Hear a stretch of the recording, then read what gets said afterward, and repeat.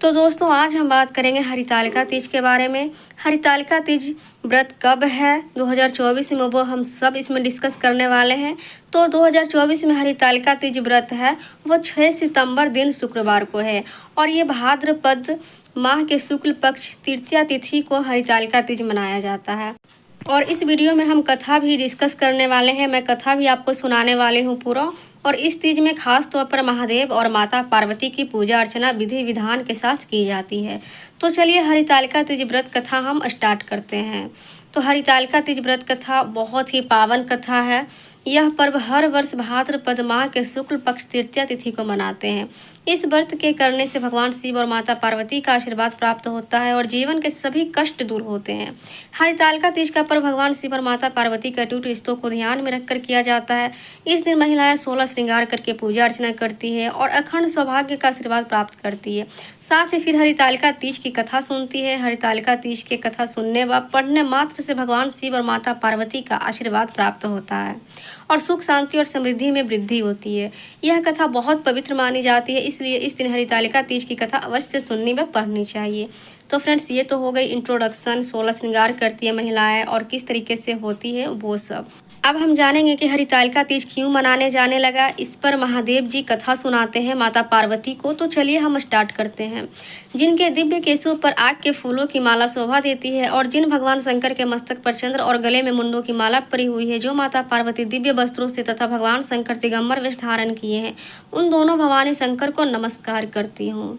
कैलाश पर्वत के सुंदर शिखर पर माता पार्वती जी ने महादेव जी से पूछा, हे महेश्वर, मुझसे आप वह गुप्त से गुप्त बातें बताइए जो सभी के लिए सरल और महान फल देने वाली है। हे नाथ, यदि आप मुझसे प्रसन्न हैं तो आप मुझे दर्शन दें। हे जगतनाथ, आप आदि मध्य और अंत रहित हैं, आपकी माया का कोई पार नहीं है। आपको मैंने किस भांति प्राप्त किया है? कौन से व्रत, तप या दान के पुण्य फल से आप मुझे वर के रूप में मिले?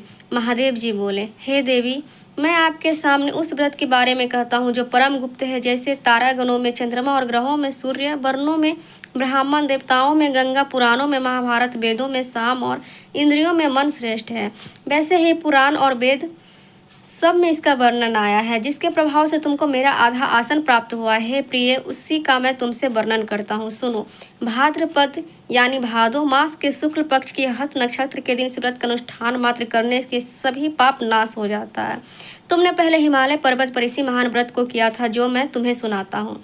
पार्वती जी बोली, है प्रभु, इस व्रत को मैंने किस लिए किया था यह मुझे सुनने की इच्छा है, सो कृपा करके कहें। शंकर जी बोले, आर्यावर्त में हिमालय नामक एक महान पर्वत है, जहाँ अनेक प्रकार की भूमि, अनेक प्रकार के वृक्षों से सुशोभित, जो सदैव बर्फ से ढके हुए तथा गंगा की कलकल ध्वनि से शब्दयमान रहता है। हे पार्वती जी, तुमने बाल्यकाल में उसी स्थान पर परम तप किया था और 12 वर्ष तक के महीने में जल में रहकर तथा वैशाख मास में अग्नि में प्रवेश करके तप किया। सावन के महीने में बाहर खुले में निवास कर अन्न त्याग कर तप करती रही। तुम्हारे उस कष्ट को देखकर तुम्हारे पिता को बड़ी चिंता हुई।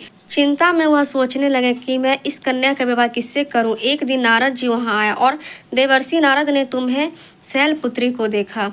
तुम्हारे पिता हिमालय ने देवर्षि को अर्घ्य पाद्य आसन देकर सम्मान सहित बिठाया और कहा, हे मुनीश्वर, आपने यहाँ तक आने का कष्ट कैसे किया? कहें क्या आज्ञा है?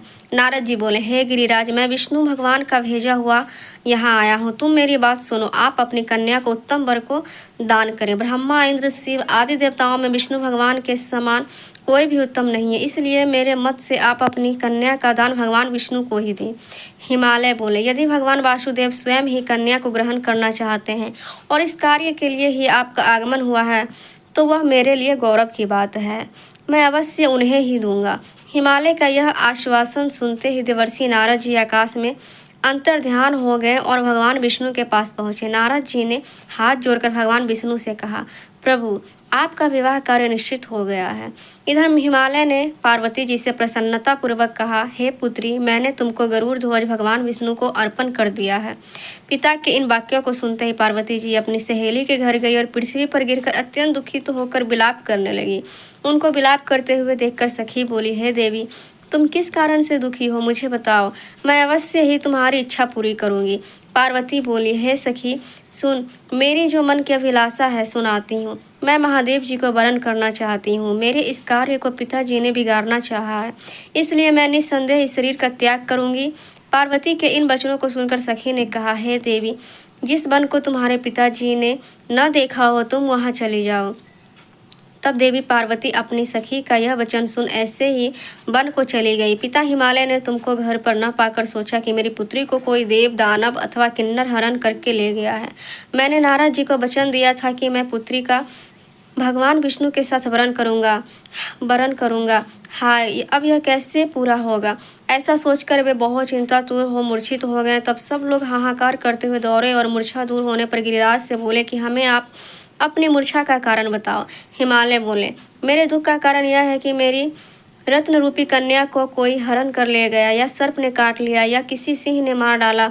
वह ने जाने कहाँ चली गई, उसे किसी राक्षस ने मार डाला है। इस प्रकार कहकर गिरिराज दुखित तो होकर ऐसे कांपने लगे जैसे तीव्र वायु के चलने पर कोई वृक्ष कांपता है। तत्पश्चात हे पार्वती, तुम्हें गिरिराज साथियों सहित घने जंगल में ढूंढने निकले। तुम भी सखी के साथ भयानक जंगल में घूमती हुई वन में एक नदी के तट पर एक गुफा में पहुंची। उस गुफा में तुम अपनी सखी के साथ प्रवेश कर गई, जहां तुम अन्न जल का त्याग करके बालू का लिंग बनाकर मेरी आराधना करती रही। उस समय पर भाद्रपद मास की हस्त नक्षत्र युक्त तृतीया के दिन तुमने मेरा विधि विधान से पूजन किया तथा रात्रि को गीत गायन करते हुए जागरण किया।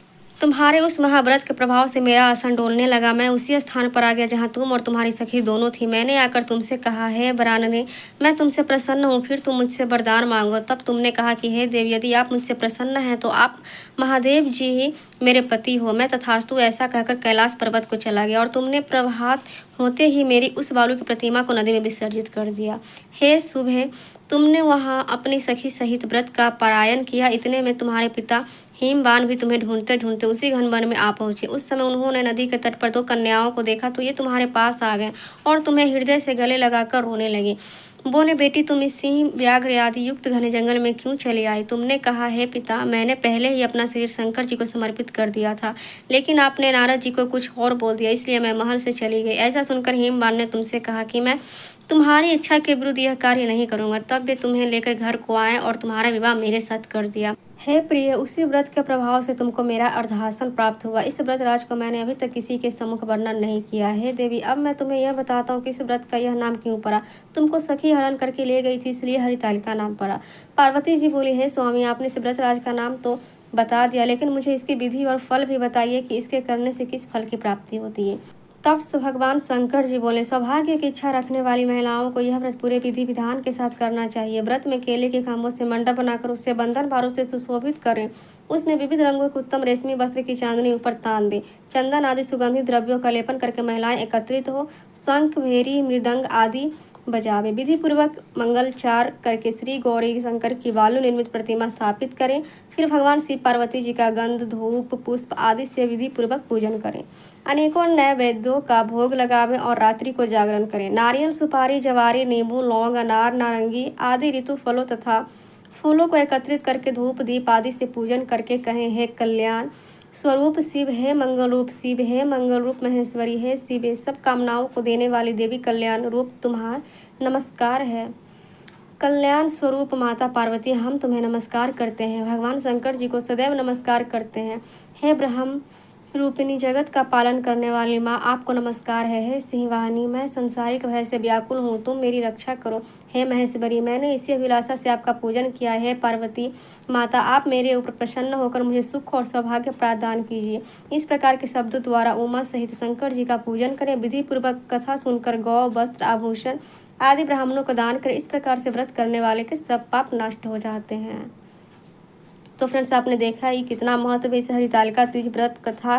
तो हरितालिका तीज आप सभी लोगों करें और सभी लोगों को हरितालिका तीज की हार्दिक शुभकामनाएं। और अगर वीडियो अच्छी लगी तो वीडियो को लाइक, शेयर और चैनल को सब्सक्राइब कर दें।